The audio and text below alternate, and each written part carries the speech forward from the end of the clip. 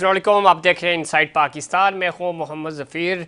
मुल्क की सियासत में हलचल। नवाज शरीफ को अदालत से बड़ा रिलीफ मिल गया और इस वक्त जो एक माहौल बना हुआ था पिछले कई दिनों से हम देखे थे, नवाज शरीफ साहब की वतन वापसी हुई और उसके बाद एक मोमेंटम बना और अब अदालतों से भी इंसाफ मिलना शुरू हो गया। और चौधरी परवेज़ इलाही साहब कहते हैं स्पेशल इंसाफ क्या सिर्फ शरीफों के लिए ही है।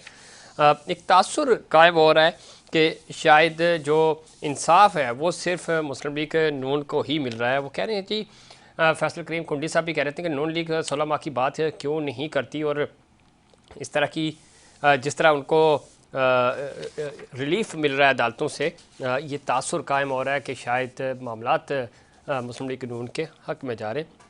दूसरी तरफ फजल कैसर और अली मोहम्मद ख़ान की मौलाना फजल रहमान साहब से मुलाकात हुई। ग्रैंड डायलॉग की बातें हो रही हैं और ग्रैंड डायलॉग शायद हमारी पॉलिटिकल फोर्सेस ने देर से शुरू किया, बहुत पहले हो जाना चाहिए था। लेकिन अब मुस्लिम लीग नून जिस तेज़ी से आगे बढ़ रही है, शायद इन चीज़ों को मद्देनज़र रखते हुए जो दूसरी पॉलिटिकल फोर्सेस हैं वो डायलॉग की तरफ आना चाह रही हैं। लेवल प्लेइंग फील्ड की बात हो रही है। पाकिस्तान पीपल्स पार्टी शिकवे शिकायत कर रही है और दूसरी तरफ यकीन भी नहीं आ रहा कि इलेक्शंस होंगे नहीं होंगे, गैर यकीनी की सूरत हाल है। और इस पूरे अमल में चूँकि इस वक्त सबसे ज़्यादा जो बेनिफिशरी है वो मुस्लिम लीग नून है और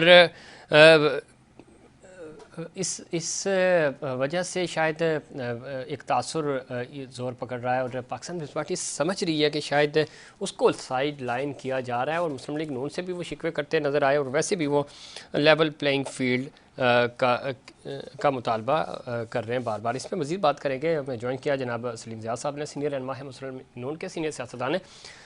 सलीम ज़िया साहब खुश आमदीद कहते हैं आपको प्रोग्राम में।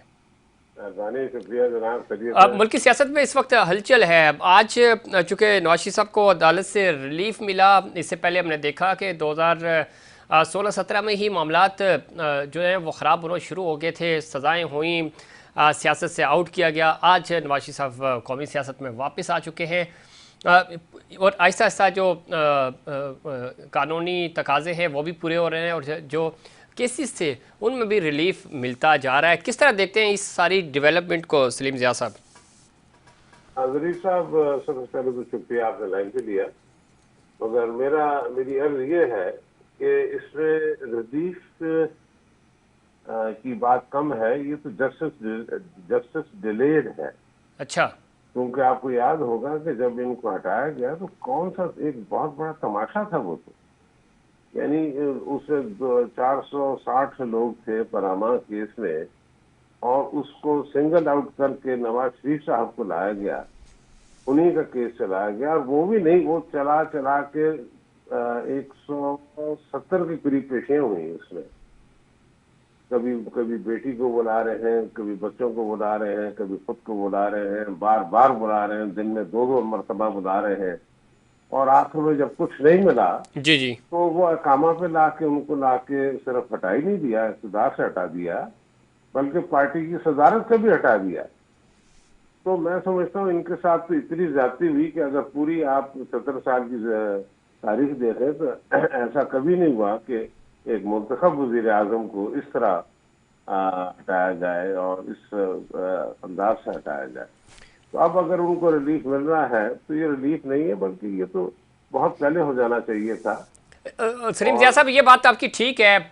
हमारे यहाँ केसेस मुझे याद है, हमने पढ़ा भी है, 99 में मियाँ नवाज शरीफ साहब की हुकूमत का खात्मा हुआ और उसके बाद केसेस बने, सज़ाएँ हुई और बाद में अदालतों से फैसले आए तो कुछ नहीं निकला। इसी तरह ये पनामा लीक आपके सामने है, ये सारी चीज़ें बैक बाउंस कर गई।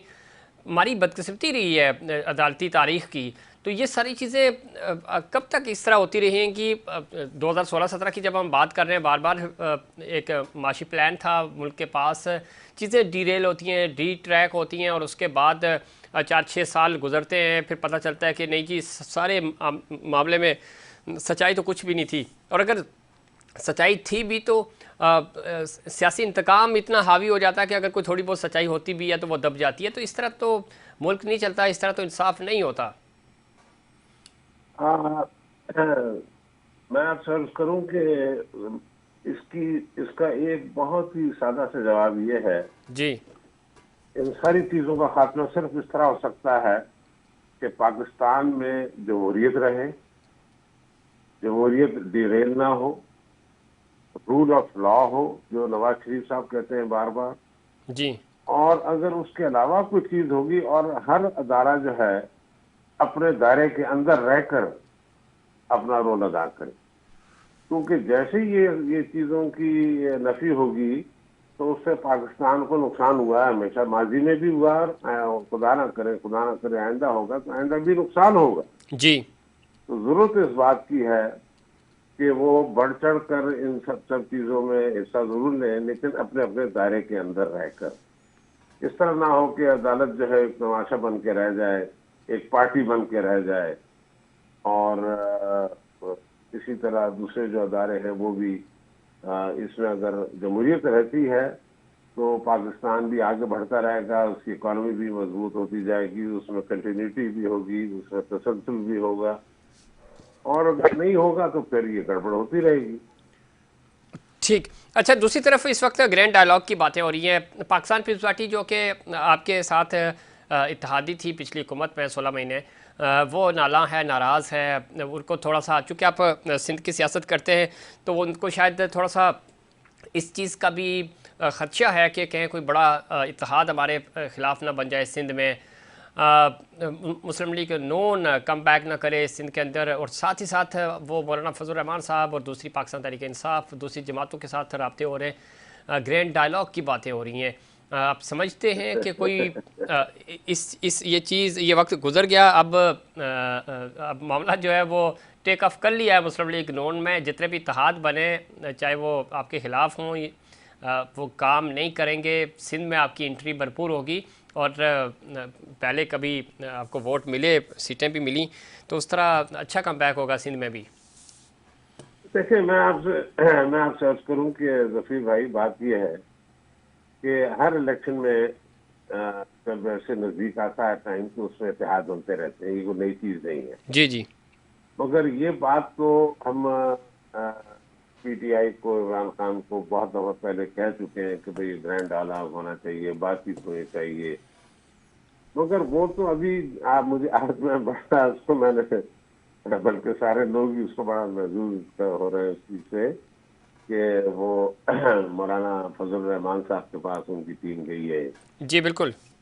अब बताइए कि यानी कौन सा गैर पार्लिमानी, कौन सा गलीज लफ्ज है जो ये पूरे कई 10 साल से उनके खिलाफ नहीं इस्तेमाल करते रहे मौलाना के खिलाफ। मौलाना एक बड़े जी जी, उनका बाशऊर नाम ही आदमी इस है। तरह का है, वो मैं आप नहीं ले सकते जो इन्होंने जी रखा हुआ जी था। जी जी जी। और उन्होंने उनके साथ बड़ी ज्यादती की, तरह तरह के उनको लकब देते रहे और बहुत ही नाजायज बातें उनके हवाले से करते रहे। अब तो वो बात ये है कि सब कुछ लौटा के होश में आए तो क्या किया। अब ये तो बहुत पहले से इनको कहा जा रहा था कि भाई आप सियासत में रहे, सियासत में सबके साथ बैठना पड़ता है, उनसे नाराजगी भी होती है, उनकी बात माननी भी पड़ती है, उनको बात बनाई जाती है। मगर वो तो इस चीज के कायल नहीं थे। अब जब सारा कुछ लुट चुका है और बिल्कुल ही बहुत देर हो चुकी है, तो अब वो कोशिश कर रहे हैं। बहरहाल मैं समझता हूँ ठीक है, तेरे तेरे इसमें भी। तस्लीम ज़िया साहब, ये तो चले ठीक है, सानिया नौबई हुआ, उसके बाद बिल्कुल ही शराजा बिखर गया, पाकिस्तान तहरीक इंसाफ का लीडरशिप माइनस हो गई। अब आने वाले इलेक्शंस में अल्लाह करे कि जनवरी के अख्ताम तक हो जाए, जब भी इलेक्शंस होते हैं, आप समझते हैं कि पाकिस्तान तहरीक इंसाफ को उनके निशान पे इलेक्शन में हिस्सा लेने दिया जाए, लिया, और इलेक्शंस का मौका मिलना चाहिए। जो लोग इन्वॉल्व हैं 9 मई के वाक़े में, ज़रा उनको सज़ाएँ हो भी रही हैं, वो सज़ा अपनी पूरी करें, और उसके बाद इलेक्शंस में अगर उनको मौका मिलता है तो वो ज़रूर आएँ। लेकिन बिंग अ पॉलिटिकल वर्कर, आप समझते हैं कि किसी भी सियासी जमात को मौका ज़रूर मिलना चाहिए? देखिए, उसमें नबी भाई, मैं तो एक पॉलिटिकल वर्कर हूँ और मेरी सोच यही है जैसे आपने फरमाया। लेकिन देखिए ना, एक हद होती है हर चीज की। अगर तो आप वहां तक नहीं जाते तो ठीक है, तो फिर अगर आपने कुछ किया हुआ है, मुजाहरे किए हुए हैं, एहतजाज किए हुए हैं, तकरीरें की हुई हैं, पार्लियामेंट के अंदर की हुई हैं, पार्लियामेंट के बाहर की हुई हैं, मुल्क के अंदर की हुई हैं, मुल्क के बाहर की हुई हैं, वो समझ में आती हैं। मगर जब आप एक किसी इंस्टीट्यूशन को, एक अदारे जी को, और वो भी अदारा फौज का अदारा हो, जो ज़ाहिर है इस वक्त हमारे वो इस वक्त हमारे मुहाफिज भी हैं और बॉर्डर्स पे खड़े हैं, जाने दे रहे हैं, और जब अमन की बात होती है तो सबसे पहले रोड उन्हीं का होता है, वो कराची में हो या नॉर्थ वजीरिस्तान में हो, और वहां पर आप चढ़ाई कर दें सारे आर्मी इंस्टॉलेशन पर, कोर कमांडर हाउस पे कर दें, GHQ पे कर दें, उधर सियालकोट पे कर दें, हर जगह कर दें और आग लगा दें, और उनकी वर्जियों जो उनकी जो पुरानी वर्जियां हैं उनको जाके सड़क जी पर जी। जाके जलाया जाए। तो वो तो मैं समझता हूँ, देखा ना, ये काम तो इंडिया नहीं कर सका, इंडिया जरूरत नहीं कर सका, इंडिया ये सोच नहीं सकता कि आज के वो उसने कभी ये रोल अदा किया हो पाकिस्तान के अंदर, लेकिन ये इन्होंने करके दिखाया। तो जाहिर है उसमें और एक पॉलिटिकल एजिटेशन करने वाले में फर्क है। ये पॉलिटिकल एजिटेशन नहीं था, ये पाकिस्तान के खिलाफ एक साजिश थी, पाकिस्तान की एक इंस्टीट्यूशन के खिलाफ साजिश थी, और जो बेनकाब हो गई। और खुद ही इनके लोग, खुद इनके जो बहुत सारे, बल्कि अक्सरियत जो है जो छोड़ गई है, जी वो बात ये वो मानते हैं, ये कहते हैं कि जी हमें बताया गया था ये काम करना है आपने, सही। और इमरान खान ने कहा था ये काम करना है। ठीक। तो अब तो उससे वो बच नहीं सकते। मैं फिर जिन लोगों बिल्कुल ने ठीक है, लेकिन अब आप सलीम ज़िया साहब, आपको लगता है इलेक्शंस जनवरी के इख्तिताम तक हो जाएंगे या थोड़ा सा आगे जाते हुए नजर आ रहे हैं आपको? देखिए जफीर भाई, बात ये कि ये काम, ये टॉपिक जो है ना, ये सब्जेक्ट जो है, जी जी। ये मेरी चॉइस में तो हो नहीं सकता, ना नवाज शरीफ साहब की चॉइस में हो सकता है। ये काम है इलेक्शन कमीशन का। सही। इलेक्शन कमीशन एक बाकायदा कॉन्स्टिट्यूशन अदारा इदारा है, है, बिल्कुल ऐसे ही है। ये उसका काम है, उसका काम है टाइम फ्रेम देना, उसका वो तो काम ठीक है है, वो। लेकिन सर सियासी सूझबूझ तैयारियां मुस्लिम लीग नून तो किसी हद तक कर रही है, बाकी सारे स्टेक होल्डर्स खामोश हैं। तो वो कोई अवाम भी, आप भी, हम भी निजी महफिलों में बैठते हैं, देखते हैं, तो लोग यही कहते हैं, किसी को यकीन नहीं आ रहा कि जनवरी तक हो जाएंगे इलेक्शंस। नहीं देखे ना, वो फिर बात मुझे दोहरानी पड़ जाएगी कि ये तो काम इलेक्शन कमीशन का है। वो अगर समझती है, देखें, जी जी। इलेक्शन कमीशन ने बार बार कहा है कि जनाब ये जैसे ही ये इसकी वोटर लिस्ट तैयार हो जाएगी, जैसे ऑब्जेक्शंस क्लियर हो जाएंगे वोटर लिस्ट पर, उसके बाद हम उसका ऐलान कर देंगे, शेड्यूल दे देंगे, और उसके बाद इलेक्शन होंगे। इलेक्शन तो लाजमी तौर पर होंगे, इलेक्शन से तो उसमें ना होने का ठीक। सवाल ही पैदा नहीं सवाल ही होता। नहीं पैदा होता। बहुत शुक्रिया जनाब सलीम ज़िया साहब, आपने प्रोग्राम में वक्त दिया। और इसमें कोई शक नहीं है, इलेक्शंस ही असल ताकत हैं, लेकिन इलेक्शंस होंगे तो पता चलेगा कि अवाम किसको वोट देते हैं और किसकी हुकूमत आती है। इस वक्त हवाएं जो हैं वो मुस्लिम लीग नून के हक़ में ज़रूर हैं, सर्वे रिपोर्ट्स आ रही हैं, मीडिया रिपोर्ट्स आ रही हैं, लेकिन ग्राउंड पे जब इलेक्शंस में जाएंगे, इलेक्शंस मुहिम का बाकायदा आगाज़ होगा, जो कि अब तक नज़र नहीं आ रहा। मियाँ साहब की वतन वापसी के हवाले से मुस्लिम लीग नून चार्ज नज़र आई।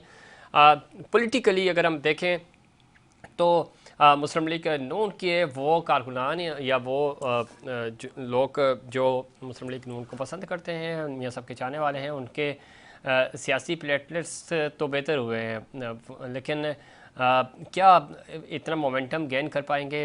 पंजाब से हटकर जब हम बात करते हैं तो दूसरे सूबों में भी उस तरह का फीडबैक मिलेगा उनको? ये जब मियाँ साहब जलसे करना शुरू करेंगे अदालतों के बाद, ज़ाहिर है उनको अगर रिलीफ मिलता है, इजाज़त मिलती है, तो जलसे जुलूस जब वो करेंगे तो उसके बाद पता चलेगा कि अवाम किस तरफ आते हैं और क्या उनको रिस्पांस मिलता है दीगर सूबों के अंदर भी।